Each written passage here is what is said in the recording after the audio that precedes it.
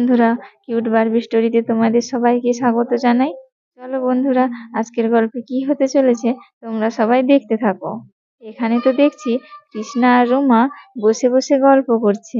কি গো দিদি ভাই, তুমি আজ দুপুরবেলা আমাদের বাড়িতে এলে যে?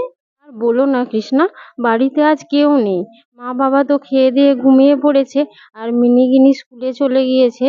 আর ওদের বাবাকে তো জানোই, সে তো বাড়িতেই থাকে না, সারাক্ষণ চাষবাস নিয়ে ব্যস্ত। এই দুপুরবেলা বাড়িতে একা একা ভালো লাগছিল না, তাই ভাবলাম তোমার সাথে একটু গল্প করে আসি।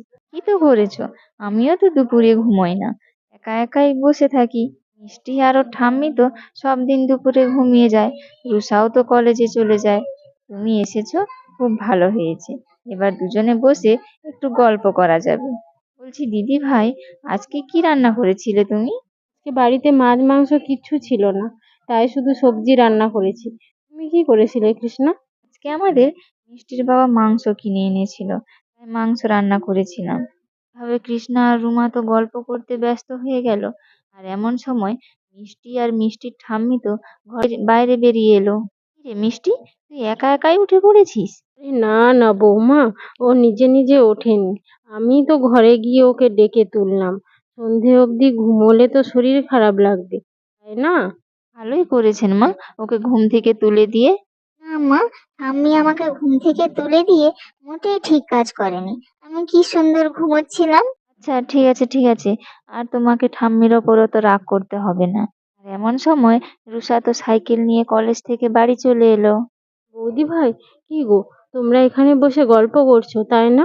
হ্যাঁ গো, বিকেলে সেরকম তো কাজ কিছুই নেই, তাই সবাই মিলে বসে একটু গল্প করছিলাম আর কি। ঠিক আছে, আমি একটু ঘরে যাই, ব্যাগটা রেখে আসি, তারপর আমিও তোমাদের সাথে বসে একটু গল্প করব। এই বলে তো রুষা ঘরে চলে গেল।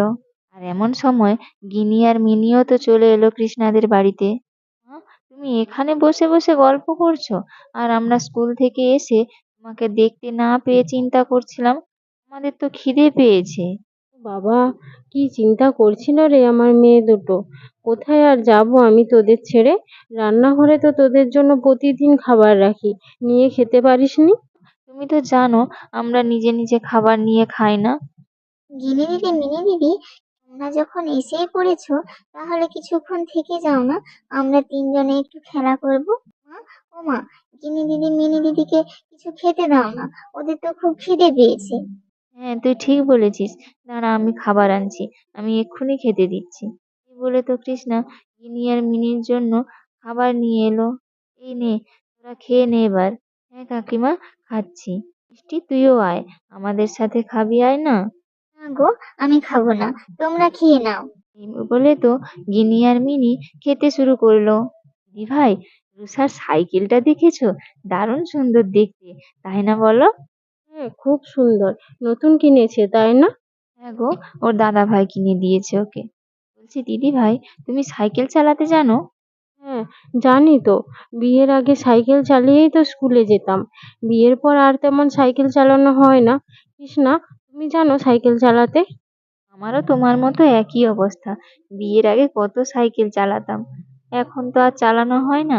তবে আজকে রুষার সাইকেলটা দেখে খুব চালাতে ইচ্ছে করছে।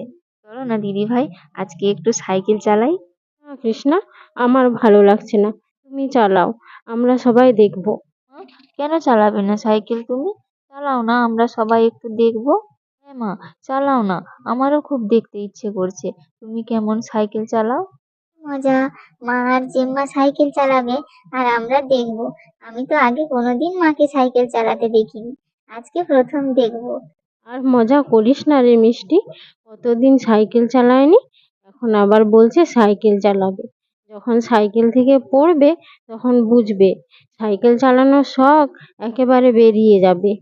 মা, আপনি শুধু শুধুই ভয় পাচ্ছেন, কিচ্ছু হবে না, আপনি দেখুন না। এই বলে কৃষ্ণা আর রুমা তো সাইকেলের কাছে চলে গেল। দিদি ভাই, তুমি আগে চালাও, তারপরে আমি চালাবো। ঠিক আছে, আমি চালাচ্ছি, কিন্তু আমার খুব ভয় করছে। কিছু হবে না দিদি ভাই, নাও তো, শুরু করো। এই বলে রুমা তো সাইকেল চালাতে শুরু করলো। দিদি ভাই, খুব ভালো হচ্ছে, চালাও চালাও। মা, খুব ভালো হচ্ছে তোমার সাইকেল চালানো, তুমি চালাতে থাকো, আমরা দেখি।